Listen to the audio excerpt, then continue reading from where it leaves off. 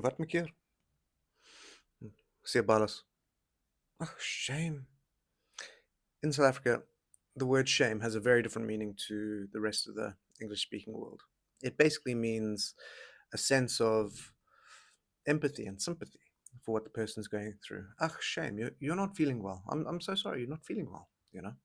And it never really occurred to me that the other kind of shame, the shame that everybody else knows, the feeling bad for having done something bad, which is totally appropriate, I'd never really thought that applied to me until I looked at negative thought patterns and where they come from.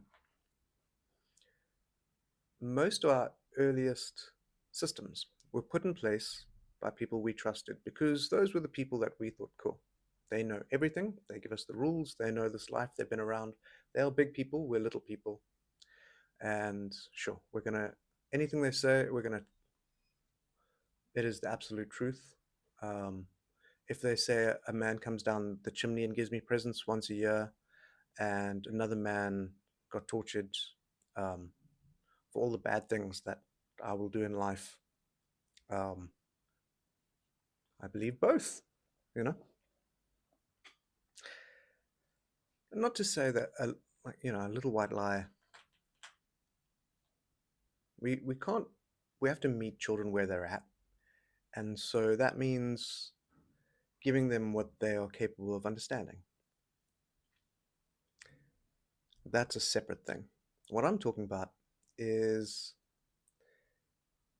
more closely tied to why we have very bad boundaries sometimes. People who aren't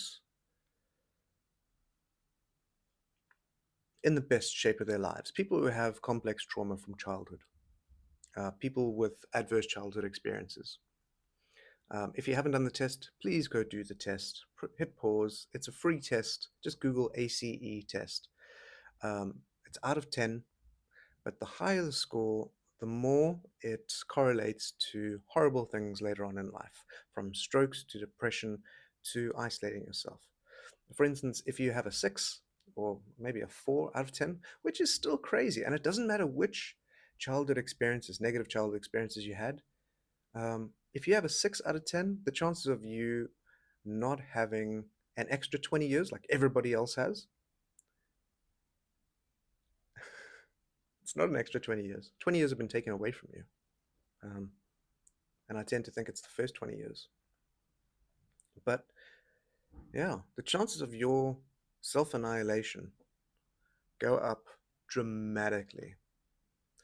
The chance of you isolating yourself your whole life and thinking that it's you and that you're protecting other people and living an isolated life that sure you get all your needs met because you're hyper independent and you're good at being alone, but we are a social species. That was done to you. That's not your natural state. Think of it this way: if it was your natural state and it was passed down, then your ancestors would have also had that natural state, and you probably would not have been born. It's an adaptive behavior. I think there's a reason that people talk about nepotism, why they don't like nepotism. And I don't think it's necessarily because of the money. At least in my mind, it wasn't. I remember working at a job and finding that one of the people slightly higher than me was a direct relative to the big bosses. And my first thought was, they got the job because where they were in their family. But you could look at all the things that they'd studied and they deserved to be there. Good for them. I don't think nepotism in that way is as much a leg up as people assume because everybody's going to say, oh no, it was given to you. So you have to prove doubly hard that you deserve to be there. I think the form of nepotism that I always thought was true nepotism, um, is actually a good thing. It's when generations of healthy people have more generations of healthy people. There was always a pang of massive envy when I was a child, whenever I thought of suburbia. Suburbia in my mind was the antithesis of what I wanted. I Because I envied the families that could live behind these green picket fences with gardens and go away for 1 or 2 holidays a year. And, where there was a dad who could teach you how to throw a ball or how to ask a girl out, a mom who cared about your well being enough to make sure that you are healthy and fed and felt emotionally supported, somebody that you could easily speak to and not feel judged, somebody who, if you did have natural talents and they were so, you became so good that they couldn't ignore you.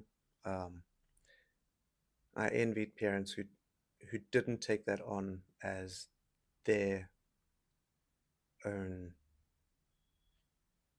success. Um, People who could go, you did really well. You worked hard for that. That's yours. That's amazing. Instead of going, well, we come from a long line of people who can do that. I've never met any of those, and my parents weren't those people. Um, and then I'd be invited onto um, weird, chat groups where they would just brag about my abilities, but they would never do that. They would never say that to me. It was always a plus additive to them. It was their benefit. It was because they were amazing, um, that they had a child who could do whatever I did. So I think nepotism in that way, that you can pass down health. Because if, say, for instance, you grew up in a family where everybody shouts, and then you go into the real world and you just do what you naturally were raised to do, and you go for holiday with someone and you just keep shouting at them, um, it's not going to work as well. And that's just a simple example, never mind like attachments or avoidance, um, as ways to kind of make sure that they like you still enough for you to be there, for you to earn your place. You make sure that everything's clean and tidy and everybody's happy and everything flows well. um, but here's the thing about shame, to get back to shame. I think that inner dialogue that you have, I think most of the negative dialogue that you have isn't yours. You heard those from experts when you needed them. When you were a child, you were like, cool, I'm going to do this. What do you think of this? Wrong. I'm going to do this. What do you think of this? Wrong. And if everything that a small child does is wrong or nullified, that kid's going to feel like they, as a child, are wrong and nullified. But they're going to keep having these thoughts because they think it's helpful. Um, if they're continually scanning, if they're hyper vigilant, they're going to be safe. Or if they're hyper anxious, they're going to make sure that they cross all the I's and dash all the T's, and um, they won't get in trouble, and they'll be loved because they get everything right and take all the burden quietly. Um, or or they have suicidal ideation. I did a 10-day silent Vipassana retreat last year, and it was one of the hardest things that I've ever done in my entire life, but it was one of the best. From day 2, I didn't have suicidal ideation. It stopped. And I was blown away because I honestly thought that that was totally normal. I thought everybody had it. Some of my earliest memories were along those lines. Apparently, I got fished out of the pool before I could swim 5 or 6 times when I was a kid. I have memories of being pulled out of a pool or walking around with a knife and having thoughts about, and this is a 3-year-old. I don't know where those thoughts came from. Oh, the church bells.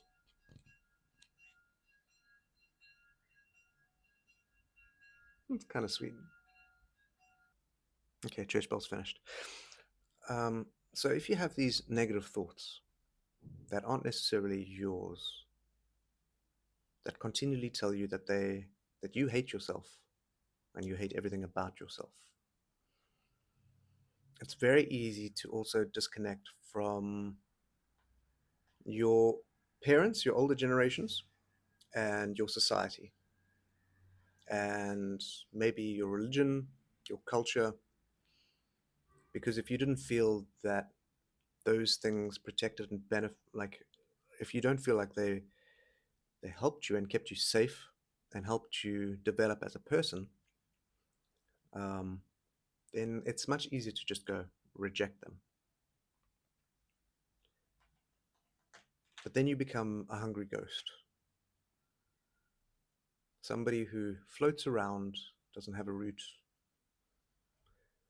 big stomach, tiny throat, because you can't take any real sustenance, because you're so aware of the inputs that you don't let anything in, you don't trust, you don't love.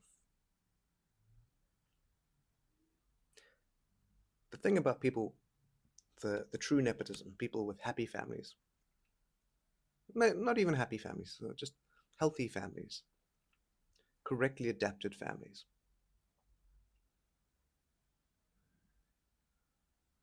The thing that I think I envied the most was when I met somebody who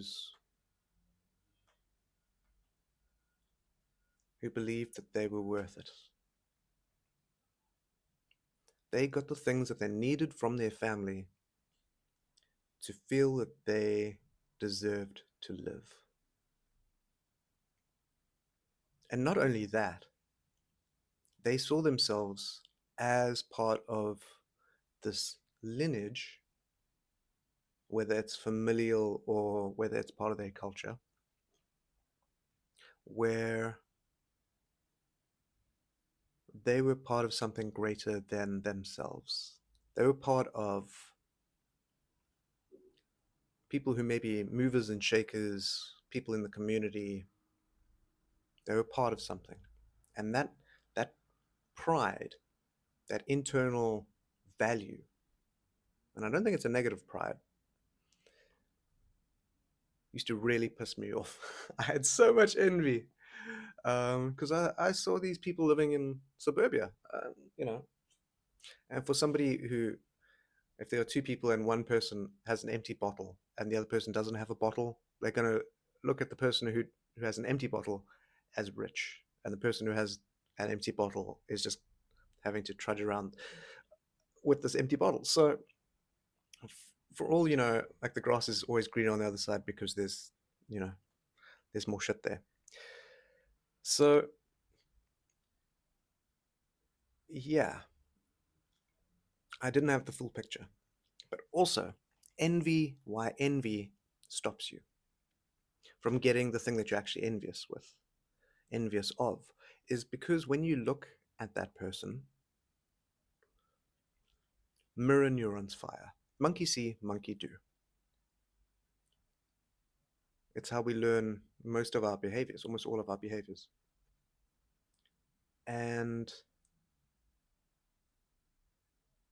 people like us do things like that, you know?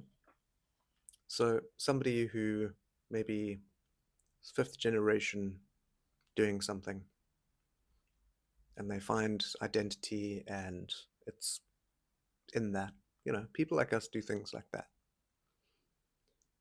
And when you see an enemy, somebody who like, no, they're wrong, they're bad in some way, it doesn't necessarily mean they are. You associate everything about them with that bad thing.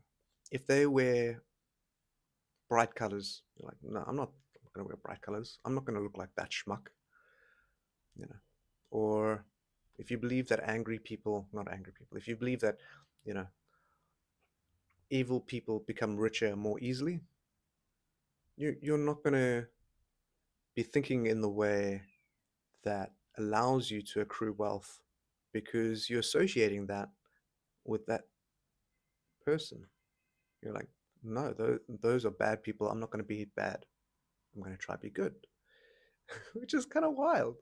So we've got this internal dialogue that is surprisingly negative. And then I realized something. So after the second day of Vipassana, well, I did the course. I come back and I'm sitting in the bath and I'm thinking about a trip to North Africa, to Tunisia, 3 month trip. I wanted a complete change of context. I don't speak Arabic or French. They don't speak English. And it worked out cheaper to be there for 3 months than it would have been for me to stay here for 3 months. Um, and while I'm in the bath, this thought comes in and says, well, if things don't work out, you can just walk into the Mediterranean Sea. And something,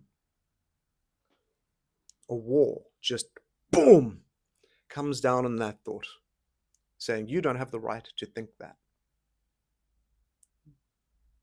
You don't have the right to even suggest that. And I realized that through this meditation, what the 10 days of part of this meditation is, every time something comes up, they put you basically in a very uncomfortable situation, physical position. And you spend a lot of time doing nothing in this uncomfortable position. And your brain screams at you. It's like you're being set on fire. But nothing happens. Nothing bad happens. And you train your brain to go, this brain, when the thought comes up, it's like, no, this brain is busy. You don't interact with the thought, and you just carry on with the scan, because they teach you how to do this body scan. And your brain doesn't necessarily know what is healthy or what is not healthy or well adapted, but it wants to hand you tools that you can use. And in the past, if being anxious has helped you, it'll give you anxiety. Here you go, have this tool. This is, or oh, something bad must be happening. Look around. What is causing this? What is causing this uncomfortable feeling inside myself? So, and you sometimes hear of people breaking in Vipassana and having psychotic breaks. And I think it's because you're sitting there and all of these negative thoughts, all of the relationships that you've ever had in your life, they all come up because your brain is looking for what is causing this pain. So it brings you everything that is painful. It's like, is it this? Is it this? And you just stop picking up the tool that it's handing you. And after 10 days of doing that, you kind of break the cycle and you create a bit more space and you realize, oh, I'm not being chased. Oh, I'm not going to get in trouble. Oh, I don't have to continually think of killing myself in a casual way, even as a joke to myself. And so you start building up these internal boundaries. Like, no, I will not go there. I will not allow those thoughts to come in. But the crazy thing is, when you start creating those boundaries, you realize that the reason that you had trouble creating boundaries in the first place was because how you speak to yourself is how you allow other people to speak to you. And if you are being a very horrible person to yourself and telling yourself horrible things continually, like you're not good enough, you shouldn't deserve to live, life would be better if you're not here, if you were never born, look at all the pain and suffering your parents went through while you were small, that was all your fault. It wasn't your fault. They made choices. You didn't have any choice in that. And they are human. Children are human, and it's a very human reaction to either assume responsibility completely or, well, yeah, or become a victim and realize that you don't have any control in this. And very few people's minds will take them, allow them to, especially at a young age, to be completely helpless and vulnerable,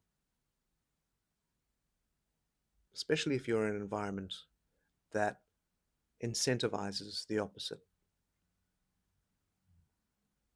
Um, I have an ACE score between 8 and 9, and very often things felt very dangerous. And so I couldn't I couldn't be a kid. I had to look out for where was the danger coming from, what's going to happen next, who is hurting my mommy, how can I stop it.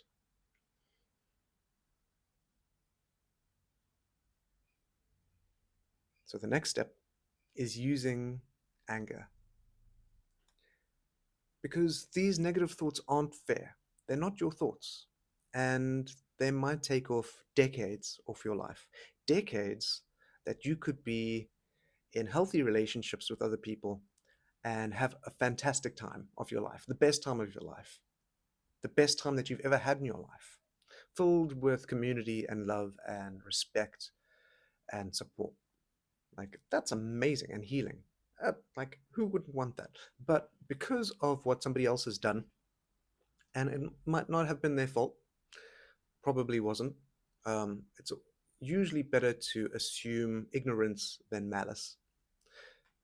And but you're still carrying these things around. But you can't just, you know, oh, get over it, um, toughen up, because then you pass those things on to your own children without meaning to. You know, they don't get to be vulnerable or seen or heard or soft. Why is being soft, especially as a male, considered such a bad thing? It's because people who see this go, that's going to make them very vulnerable. And they think back to times where they've been hurt when they were vulnerable.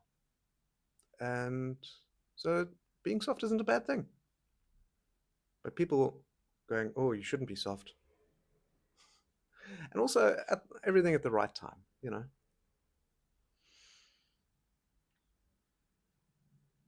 So if you start pulling at your negative thoughts and realizing that's not right, you're going to start feeling angry. And those are signals. Those signals have been there your entire life. And here's the wild thing is, just because you haven't listened to them or you ignored them or you pushed them down didn't mean that they stopped firing, or creating tension in your body, or whatever reason, increasing your blood pressure, and then you die at like 45 from a stroke. Like, that does not sound like a great adaptation. You don't want to pass that on. So when the signal comes, it's a good idea, creating firstly a little bit of space between you and that signal, going, okay, I registered the signal has come, thank you very much, I will look at the thing that you're trying to tell me. And then you'll feel anger, but also it'll dissipate as soon as you register it properly and you go, thank you, like, you have come to me, I see what you're trying to tell me, and then you look at it with wisdom and context. um, Last story, because this is going long. There was a Zen Buddhist named Thich Nhat Hanh. He's basically the father of, um, what is it called, mindfulness. He passed away a few years ago, but an amazing teacher. And he spoke about hungry ghosts. These people who have no root, they are unrooted, and they flit around the world trying to fit in and get what they need. But because they have such low trust and they've been hurt so much, despite taking everything in, as much knowledge as they possibly can to heal themselves, to understand who they are and why they feel the way they do, they still feel untethered. with the world.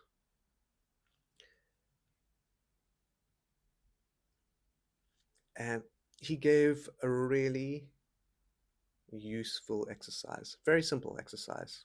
When anybody came to Plum Village, I love that name, Plum Village, um, and there were hungry ghosts, they would be put on this course of meditation where for 2 weeks, when they breathe in, they see the 5-year old self, their, their own 5-year old self.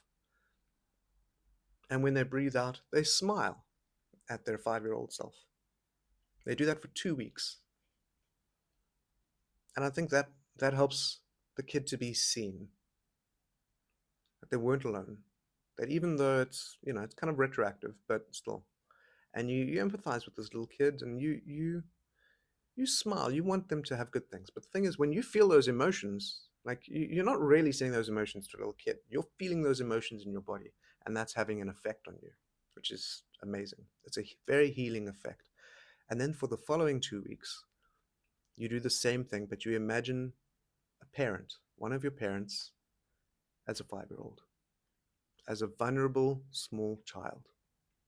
And when you breathe in, you see them, and when you breathe out, you smile at them. And you develop this empathy for this person who didn't have a choice. They were just a little kid. And you start to see them as yourself because, in a way, you are an extension of them and you are an extension of your culture. Even epigenetics, every generation is pretty much an answer to the previous generation's problems. That's why we have these epigenetic tags. If somebody lives in drought and famine, then further generations will be adapted for that. If they have lots of food available, they gain weight quicker because in the part of them, there's the church bell, is telling them that you must do this. But it also means that a lot of our, I'm sorry, but it also means a lot of our adaptations, our natural adaptations, passed down through generations, affect us directly. I did a genetic test, and one of the things that came up was around anxiety. If there are 100 people in a room, and I'm one of them, I will pretty much beat every single one of them and in the class of anxiety. Um, this is something that my ancestors have handed down to me because they went through times where they were highly anxious. They had to be, and they survived. So, in a way, that might help the next generation. That's plausible. So now to tie this all into a loop, to a nice bow, you can be, you can still get all the benefits that true Nepo babies, kids that had all the warmth and appreciation and connection and all the things that they should have had. You can still be that and have that for yourself and pass that on to your children. It takes a lot of work, and I think it's your responsibility to do that, especially if you're going to have children. Because I met my great grandparents, and I can literally see the effects that it had. Both my mother and her full brother both committed suicide. So half of my grandmother's children killed themselves. Um, and there's alcoholism and drug addiction on both sides of the family. So I can see how these things have passed down, and now I'm aware of them. But there is also an incredible amount of good that is in my family tree. That, and the same thing for your family tree. And when you cut yourself off, when you're a hungry ghost, you cut yourself off from your lineage because of the same reason that you can't get what you envy in others. People like us do things like that. So when you see yourself as part of this lineage, you can get the benefit. But when you see them as bad and terrible, and I'm not going to be anything like that, I'm breaking away, you make it very difficult for yourself to not only hand down the benefits of your lineage, but you handicap them as well. And it's not fair on your kids. And it wasn't fair what happened to you. And that should make you a little bit angry. Take a little pause, because the anger, you still have to interpret. You still have to interpret the signal, and the signal, your interpretation might be a little cockeyed. So know that. So you get the signal of anger. Well, firstly, you look at this negative thought that comes through. Um, if it hasn't happened by now, it never will. Things like that. The negative thoughts, and analyze them and go, okay, is that true? Can I learn anything? Can I change? Yes, I can. Okay, that's not true. And you practice that thing, that reaction to it. And if you feel envy towards anything, ask yourself why, and what am I envious of? And then try and empathize with that person so that you can still get the benefits of the lineage of your family and your society. People have been around for hundreds of thousands of years.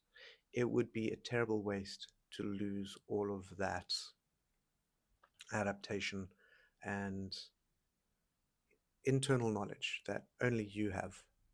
And if every generation is the answer to the previous generation, then it is your responsibility to do what you can, to be as healthy as you possibly can. So I'm Luke. This is Something to Cry About. If you've gotten to this place, thank you. This is a long video. Tell me if you like these rambling videos. But the point of these videos isn't to go, oh, look at me, this is so sad. The point of these videos is to go, look at how much life is still on the table. Let's live it. Let's become healthy so that we can find healing and community and connection and not be fearful of ourselves as being inherently wrong, because we're not. You are the answer to your previous generation's problems. That's why you feel the way you do. That's why you have the anxiety you do, or the depression you do, or whatever. But there's also a lot of greatness there. And it would be incredibly sad to lose that.